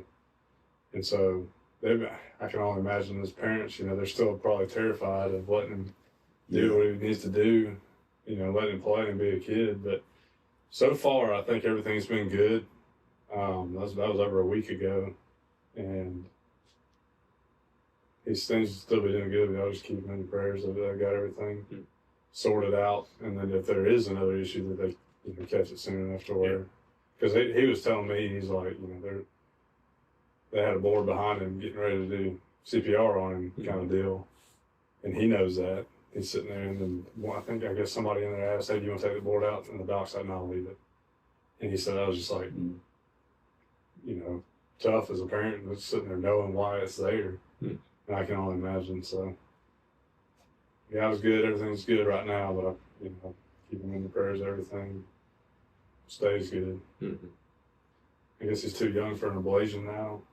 We're gonna try to wait a little while, let him get a little older. Yeah, they usually. How old is he? 5 or 6. 5 or 6. Yeah. They probably do that.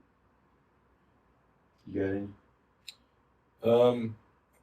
Any and all the people affected by the factory fire.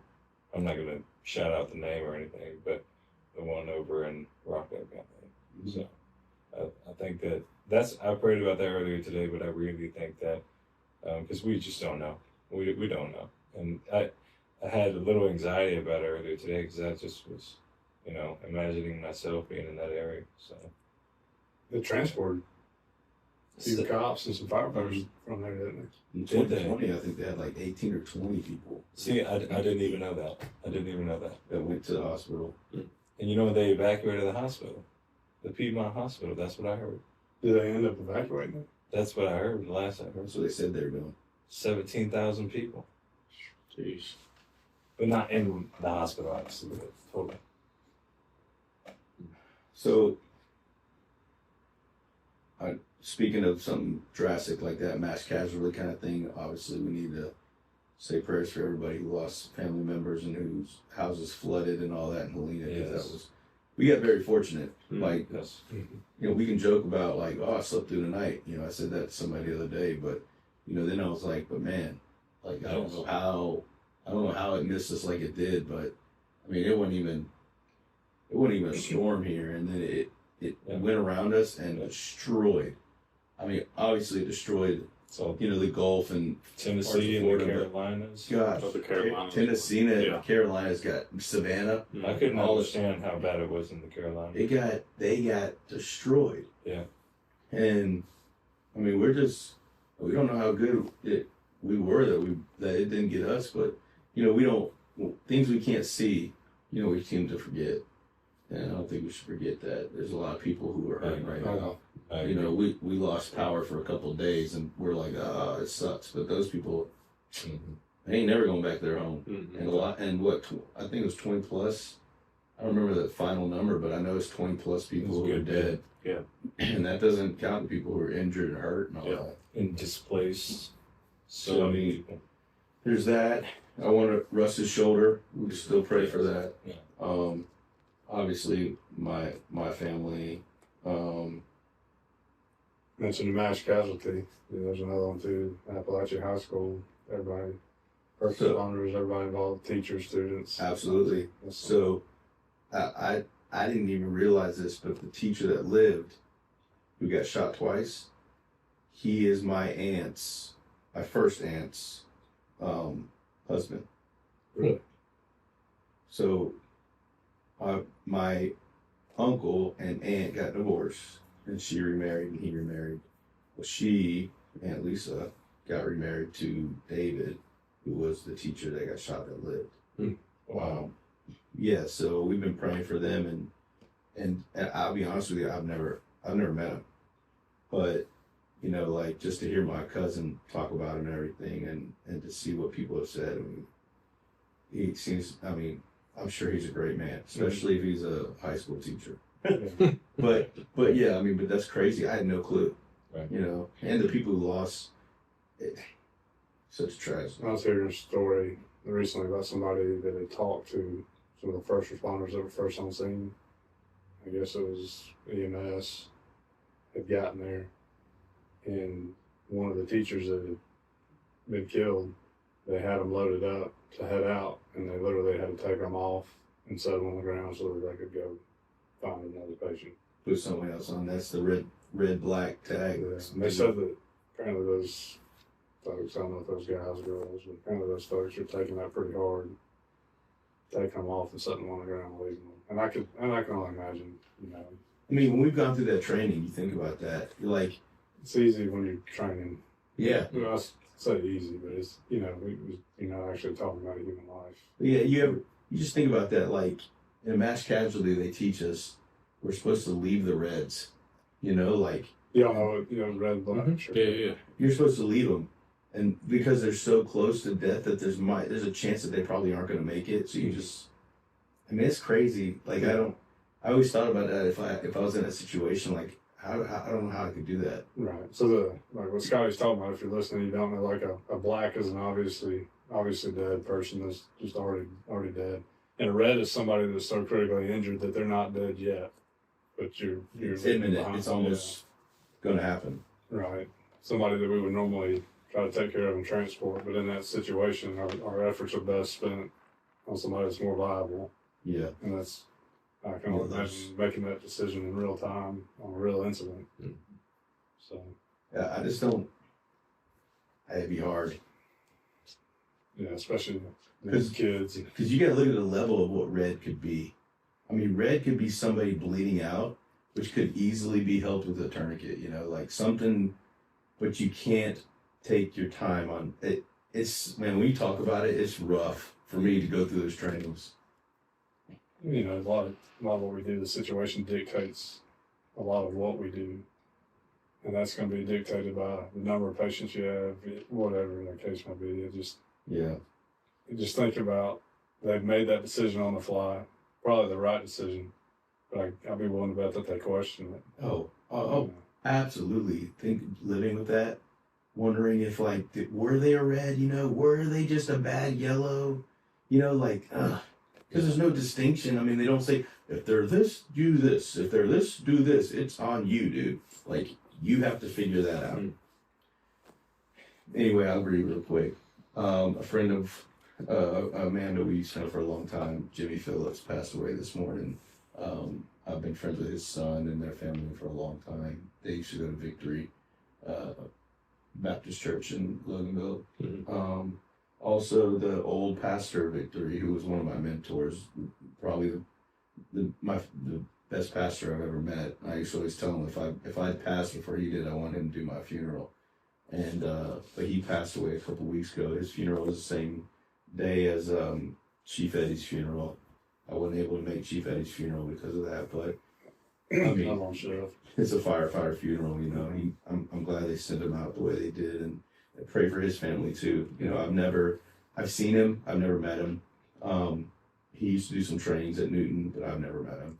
I know some guys that work with him, and his, you know, I can't imagine. Shoot, I thought I read about another lineman who died death in Georgia related to the hurricane. The chief, a tree fell on his truck. Yeah, what? I can't think of what county. Yeah, Blackshear. It was Blackshear. in Blackshear. Yep, his family too. Then so the Sparks family for Steve Sparks, who passed away a couple weeks ago. Gosh, great man of God. God, great man of God. O'Hearn, who was a firefighter in Cherokee. I don't know I got a call on Saturday morning. I don't know all the stipulations or what they'd come up the conclusion of what happened, but his girlfriend hadn't heard from him. She went to his house, see where he's at, and she found him dead on the couch. So Cherokee's been hit hard recently because there's also two other people there who have cancer on top of my two mentors. who are there, plus our chief had cancer. We had another Cherokee firefighter whose daughter was riding a horse. She took the lead to the horse onto a gate, and she was 9 years old. She put the horse on the gate she was feeding the horse. Something spooked the horse. The lead got wrapped around the gate. When the horse spooked and ran off, it crushed his daughter, killed his daughter. Mm. And then this happened with this. So they got a lot of hurt. There's been a lot of bad things happening within the county recently. So we'll just pray for the whole county in general. And then, last but not least, I think right now, I think they're doing well, but really close friends of ours, Travis and Meredith's son, he's had, I'll probably get it wrong, but man, he's probably had about 7 heart surgeries. And he's a great kid, awesome kid, wonderful. He's a DeKalb fireman, captain over at 23. And so, great guy, great family. But, every time they have to go in on him, I mean, he's had, like I said, 7 open heart surgeries. And then obviously Murray, who we had on the show, his son's heart surgery went well, but, there's always, worry there. But a little baby having open heart surgery is terrible. I can't imagine. So, there's that too. So sorry to be the Debbie Downer, but people need prayer, man. Yeah. Those are just people who have physical and, think about, we all need prayer, and these people need prayer too. So, if you're listening to this, please, man, like Jacob, hit him up. I've been talking too much anyway. Email us, message us, whatever. Yeah, you can drop it in the comments below. You can email us, respondcommunity@gmail.com. You follow us on Facebook. You can message us there, or on Instagram. It's Faithful Responders on both of those. But yeah, We'll get back to you as soon as we can. absolutely.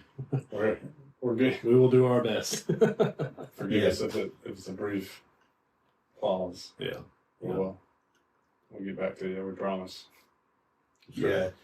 If you really want to get a hold of us, the fastest way would be to message us on Facebook or Instagram. Yeah. That would be the fastest way. And then obviously don't shy away from email, but I got 5 emails to check, so I don't always check Same. mine. I've got a lot. but we want to know. Yeah, for sure. But yeah. Thanks for watching and listening. We hope you enjoyed this episode. If you got any thoughts or any breakdowns you want to share of 1 Samuel chapter 3 and 4, you leave those in the comments below. Maybe you picked up on something that we missed. We'd like to learn from you. So interact with us that way as well. But that's it. Everybody's good? Yep. We're going to get out of here. Y'all stay safe out there. Peace.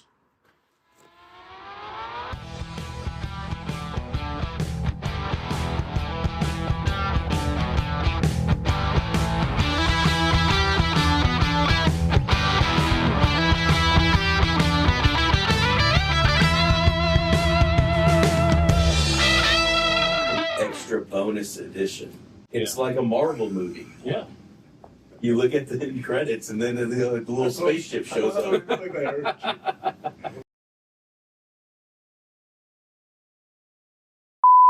About Navy SEAL, talks to Navy SEALs, Rangers, and all those guys. He had Trump was on the show, and he had what's the dude that Is used this to the guy that looks like a Crimson Chin, or is this the guy that looks like he has a 5 o'clock shadow all the way around his head, like it never stops? Oh, no, he looks pretty. It's that guy? It is. See? He knows. Really? He knows. Yeah, he knows what's up. I don't make stuff up. It's sometimes. Yeah, I was about to say, what? Yo, Coolion. That's like a papillon. That's What's like a that? booyah. What's papillon? What? Oh. You mean Papier, like Baker? Mm-hmm. It's somebody's last name, I guess.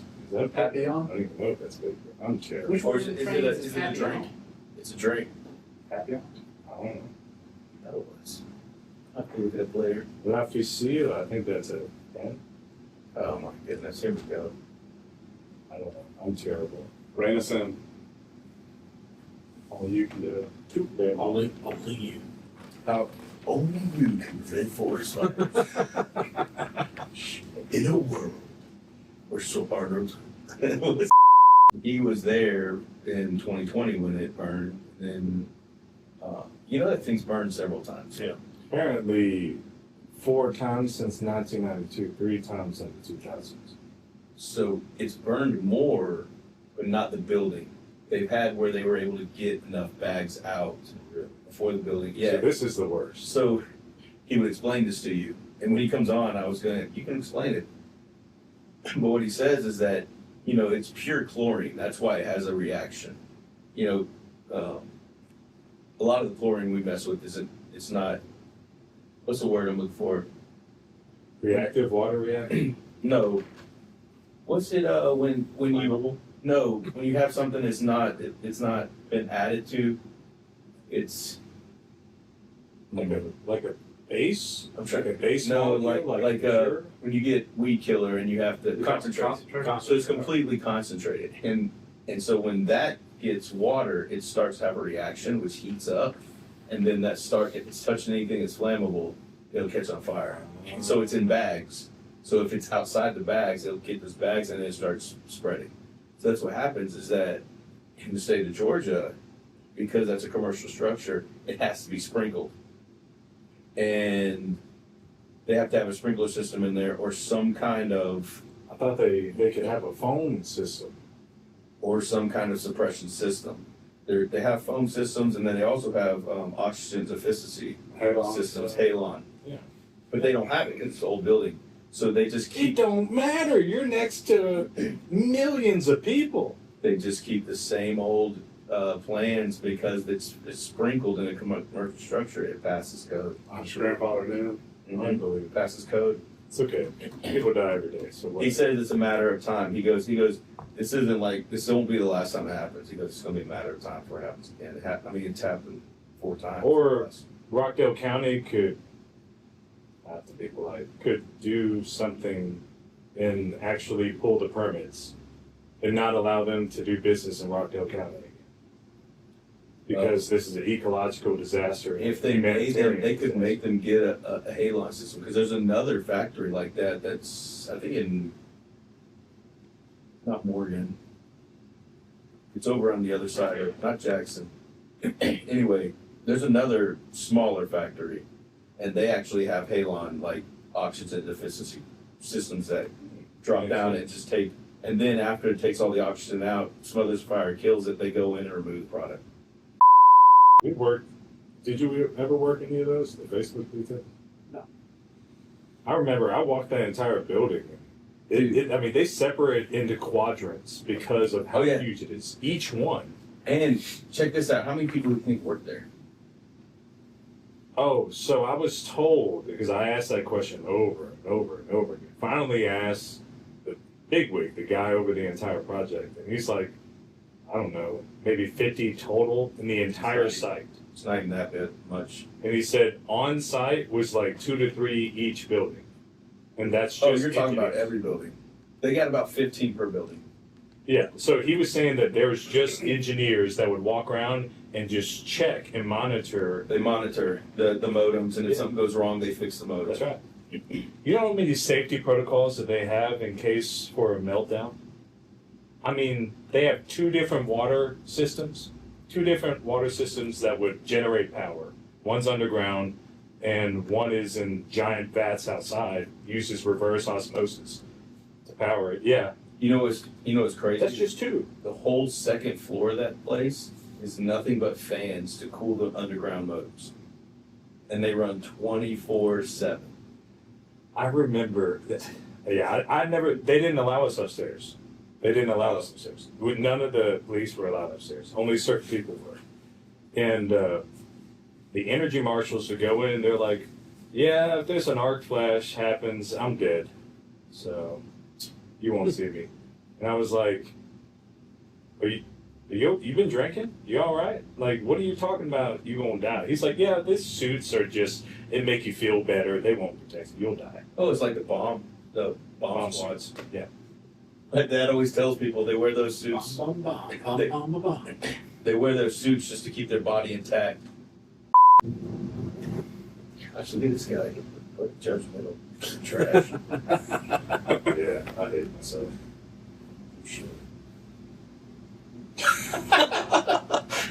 Can we start? Yeah. Wait, have we been recording? Yeah. Oh, God. Oh, sweet. I told you that. Oh, well, welcome to the show, people. I gotta change it up because if I sound just like them and say just what they say, they can sue me. Who's they? I don't. Oh, sure. It's not- You're supposed to. You can take Who's it out. they? Oh, you don't know who they. Because we're bigger. Better. To Clint, because he doesn't know what he needs before. Or faster. Stronger. Doesn't kill you, makes it stronger. You sang more tonight than I think I've ever heard you sing. I mean, I don't know what's in those things. I don't know what if I call it singing. It's happy juice. I think this has been fermenting because it. Well, they've been up here a while because It's fun. it's so long in between recording sessions. It's fun. That is. I enjoy watching this. Yeah. It has aftertaste, man. Just chug it. That way you get. I don't know if you saw me, but earlier I was looking at the ingredients. I was like looking. I was like, "Is this one of those mini Four Locos?" This might sound crazy, but we actually ran an arrest on a kid. He was either 20 or 29. I want to say he was 28, and he was in cardiac arrest because he had butt chugged. What? Play stupid games and you Oh, win stupid my- I mean, Like You know- it stopped. Like I don't know how or what happened, but when we got there, he didn't have a pulse. so I don't want to do anything that Now it could have if been my something else mom involved. shows up, I gotta They- go. And my mom goes, "How Just this wait, I happen?" can explain. Yeah, how this happened? And I go. Well, the problem is that when that happens, Relax. when that happens at these parties, nobody You're telling me it fell in there? Yeah, that's what I'm telling you. That's no crazy. one comes up to the guy, like somebody could have gone down there and pulled his pants up, But when we got there, I'm not playing with you. When we got there, we would have never thought it was that. But when we got there, we went. Well, that he is on the ground, Face out, down. obviously not breathing. His pants are below his knees, and he has a funnel sticking out of his butthole. And everybody's standing around him. Now, one Oh, person- Jimmy, you did it again. one person thought it'd be decent enough to go over there and yank that thing out and pull his pants up. I hate saying it, but that's what I was thinking of the whole time. I was like, Every time I hear stuff like this, I think, I don't want to mess with the crime scene. whoa, Hey, man. Scotty. every time I hear stuff like that, I think of like, who was the first person that That tried that. You know what? We're doing something wild tonight. Some, We're gonna drink it through our butts. I mean, and let me tell you, it was a dude with an ascot on. I'll tell you that right now. Dude with an ascot. One of my 3 or 4 that actually walked out of hospital when was in cardiac arrest. Did you make eye contact with them whenever you left? Nah, I didn't do that anymore. I started having dreams. Thanks for ruining the call. I started having nightmares, so I stopped looking at my patients in the eye when they were arresting. No, I was talking about when he left, not whenever. No, I didn't see him walk out. I just heard that he did. I wasn't. What? No, I'm not that morbid. I wasn't. Were you making eye contact while he's, All right, that makes me think of something. We had, Scotty, what are you doing? Hey, is there a way you can start, like, we can have everything we just said on there? And you put the beginning? Yeah, whatever. Just block everything I just said out for the last 10 seconds.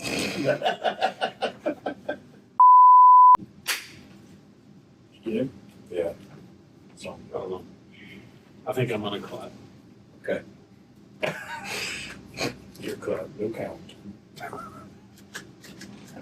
Oh, clappy. What if I was like interceptor clap? As soon as you start, I just. Be a dirty move.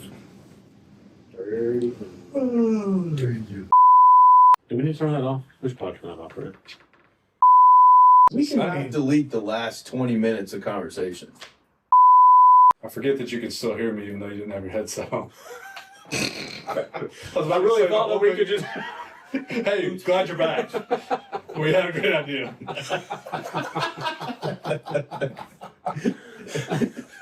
You'll never know what you're talking about. You wouldn't believe it. So some disconnects when I take them off. Anyways, it's just me. Oh my gosh. All right. I'm telling you, there's something in these. All right, so you want me to do it again? You set up. Sure. Want me to do it? I don't care. Let's see. Either way. No, we're good.